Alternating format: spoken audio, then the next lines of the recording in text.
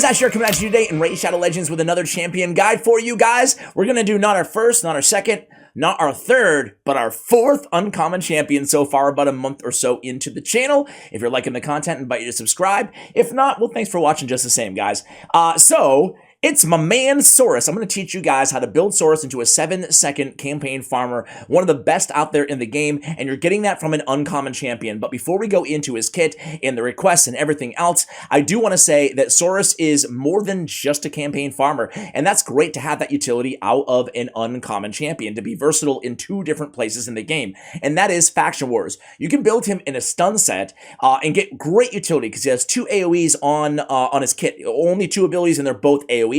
So a great candidate again for stun to help you through Faction Wars. Today we're going to show you how to build him as a campaign farmer though. So let's get to the requests here. We had quite a few of them. I only picked up a few screenshots, so shout out to all of you Saurus requesters out there trying to get to all your requests. Obviously, I have it like the most disorganized way of, humanly possible, where I have like 500. I have an ultra wide monitor in front of me. I have like not 500, but maybe like 120 screenshots of all the champion requested in alphabetical order. I should probably put them in a folder, but they're all on my desktop. So every morning I'm like, who do I feel like doing a guide on today? And I try to have that correlate to Faction Wars Open, or to, if we're getting a ton of requests for one particular champion. Anyway, I digress. CS says Saurus campaign farmers 7 runs a day. 7 seconds runs a day, excuse me. And then we get Dimitri says, rocking Saurus is best campaign farmer and #1 most used champion on my account, which makes sense because if he's your campaign farmer, probably using him quite a bit between food and just leveling up champions you want to use. Why has everyone forgot about him? They haven't, Dimitri. I haven't. Here we are.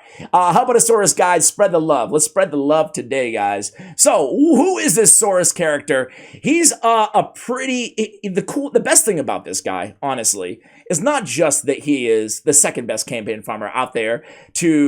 I would say he's like tied with Queen Ava as #2, and I think that Fellhound is probably about a second faster. But he's so much easier to build than Fellhound because he's an uncommon that you can get from campaign farming and just easily book him out. Frankly, doesn't even require books, doesn't even require masteries on this champion, right? So very easy to get. You can pull him from mystery shards, or you can get him from the Lizardmen, what is it, stage 11, I think? We'll take a look, but stage 11, I believe, in campaign. You can just farm them. And if you want to book them up, just farm that stage instead for a little while. Instead of 12-3, farm 11-3 or whatever you can get him, and you'll eventually get enough copies of him and Muckstalker, who's going to help you guys out as well in Sand Devil. So, not a bad idea. Anyway, there's Muckstalker. We'll talk about him some other video. But Saurus, what is he doing? I mean, first of all, he's an interesting-looking fella. I mean, there he is, Saurus, the Lizard Man. On his A1, he's attack-based champion. On his A1, attacks all enemies. On his A2, attacks all enemies 2 times. We don't really care so much about the heal reduction. You can book it down to a 3-turn cooldown. The multipliers on this champion are, let's see, 2 attack, and a 1.8, 2 attack on the A1, a 1.8 multiplier on the A2. They both get weak and average gradings. Of course, the A2 is a 2-hit time hitter, so it is a better ability in terms of damage production. But we're going to be able to get him to one-shot everybody that we need to, just using the A1 anyway. And obviously, we don't really care about the heal reduction stuff, so we don't need accuracy, certainly on this champion. Nor do we need speed on this champion, which is really, really cool. Again, super easy to build this dude. You can book him out with copies or mystery shards, that copies that you pull from mystery shards, or campaign farming, just for a little bit extra damage, especially if you're getting to the point where you're almost there, given your gear. Maybe you're a brand new player starting a new account. If you're right on the precipice of being able to one-shot most of them, or leaving them with a sliver of health in the campaign, then yeah, maybe it's a good idea to go ahead and book that out using duplicates, but I would save your rare skill tomes. I wouldn't waste them on this champion. There's no need to. Anyway, I think I've made my point there. Let's go into the campaign, because I do want to double check just to make sure I told you guys the right stage here. It is the 10, my bad. Stage 10, not 11. Stage 10, not 11. That's Muckstalker, who we talked about, the 2-turn sleep on the A2, 2-turn cooldown, and Saurus. So again, I would just simply farm 10-3 for a little while until you get enough copies, and then move to 12-3. So let's go ahead and talk about, while we're in campaign actually, let's talk about this. I see people do this all the time.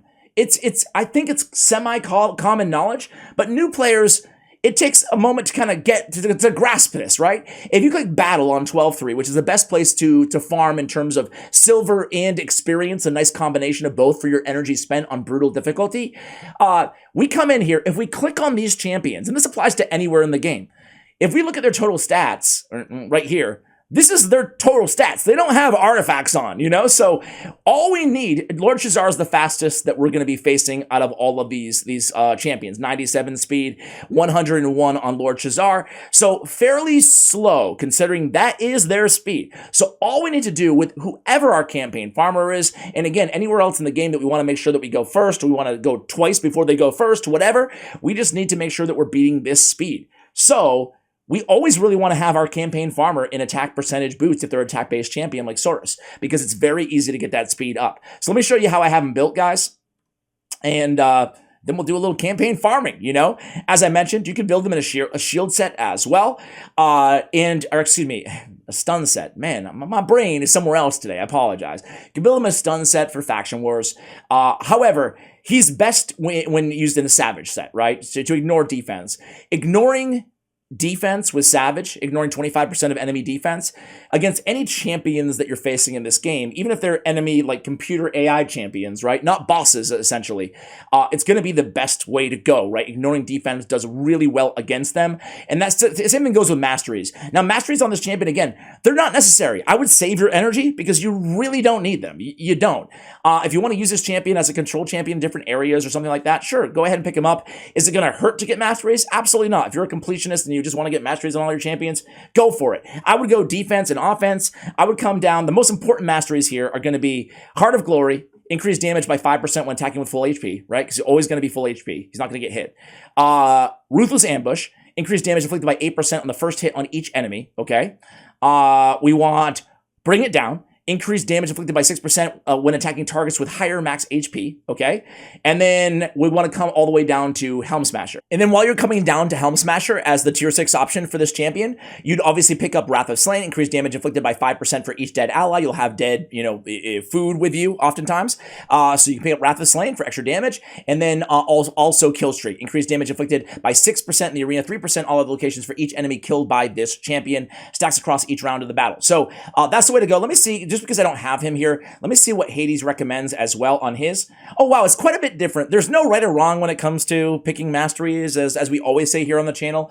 It depends on what you're trying to use from, your champion. But for me, again, I would actually make sure I'm picking up those ones that I pointed out if you're going to go the mastery route. Because like Ruthless Ambush, you're getting 8% extra damage for your first hit on each enemy, and there's only going to be one hit. So 8% is substantial. Same thing with Bring It Down, right? Damage increases inflicted by 6% when attacking targets with higher max HP. That's usually going to be the case. So again, those I would definitely go for personally, but again, really not even necessary, right, on this champion. So again, we probably talked about it too long. I'm not going to run him with a banner because I just want to show you that we don't need crazy stats. You know what? I'm even going to take the ring off this champion just for, we're looking for attack. Attack on every accessory, attack on everywhere we can find it. Crit rate, crit damage, of course, as well. So when we look at the total stats here, we're aiming for around 35 to 4,000 plus on the attack, right? And it's fairly easy to get that. Actually, it's really easy to get that because again, we can afford the luxury of putting attack percentage on our boots, on whoever our campaign farmer is. So again, 39, hopefully that's going to be enough. I'd like to shoot for 4K personally, but it should be fine. 100% crit rate is going to be mandatory. We need 100% crit rate. Anything less would be uncivilized. It would be bad. We don't want to do that. We don't want to have weak hits and that thus, making us fail or taking a lot longer on these runs. 229 on the crit damage. I aim for 200 or higher on the crit damage, and that's really it. Again, 103, that's going to be fine. All we need is a faster than 101, and we're good to go. So, in terms of sets, Savage set is going to be fantastic, ignoring defense, as we spoke about. Crit damage on the amulet, crit damage on the amulet. Attack percentage on the boots. I have a cruel set here. You can run them in triple cruel as well. If you don't have the Savage gear, you have a bunch of extra cruel gear lying around. You can also, if you hit those stat thresholds, maybe bump it up a little bit. You can run him in that stun set and get extra utility out of him in other areas, such as Faction Wars in the game. Attack percentage on the chest, crit damage on the gauntlets. So the most important thing, like in terms of your goal when building this champion, is going to get that crit damage gauntlets on him. Thus, we're just looking for any gear that has good crit rate on it. That's it. We don't care about anything else. This is a level 12 shield. We don't care if it's level 16. It's an epic piece. We can't get any more rolls. And, maybe a little bit of attack if we got lucky, a percentage, but we don't need it. It's fine. And again, this is actually a really good weapon here, but again, all we really care about is just the crit rate. That's it. So that's the build, guys. It's really simple, right? Really simple. I don't think there's anything else to talk about there. Let's go ahead and just give him a run in campaign. So again, we're on brutal difficulty right now, 12-3. Let's see if we can get it done without the ring and the banner. So here he is. Let's pretend we're campaign farming over here. And let's put him with whoever we have. Harrier, Harrier, and Harrier. Oh, man. I don't know why I did this to myself. All right. Continue. Let's do it. 7 seconds. Let's do it. 1, 2. That's his A2. And 3. Oh, man. Oh, he did it. Oh, come on, bro. That was tough. 9 seconds there. 9 seconds at the end. Okay, so maybe put a ring on him. Put a ring on the finger there, that one Lord Shazar, the same move. All right, let's throw the ring back on. Maybe we tried to get we tried to flex too much at the end there. Let's put the ring back on, and I think we should be fine. Well, I know we'll be fine, because what did he have, like 1 HP left? Let's go ahead and do that. So, that being said, I'm glad we included that in the video, because I would go for 4,000 on the attack. Now that we say that, I think that's a good threshold, because literally he was like 2 HP away. Now this time he should be easily getting it done every single time. Level up these Harriers. So many requests for a Harrier guide here on the channel. I don't know if I can bring myself to do it, guys. I don't know if I can bring myself to do it. All right, here we go. You better die. Okay, there we go. There we go. All is right in the world is 7-second campaign farmer. You don't have to waste books on. You don't have to waste masteries. You don't have to waste really anything. He's a fairly easy champion to upgrade and utilize basically forever, Again, Fellhound can get it done in 5 or 6 seconds. But, we're talking like close to best of the best in the game from an easily obtainable champion, right? So, good luck with Saurus, guys. I hope you found this guide useful for either him or any campaign farmer that you're using on your account. Thank you for watching, and as always, take care, guys.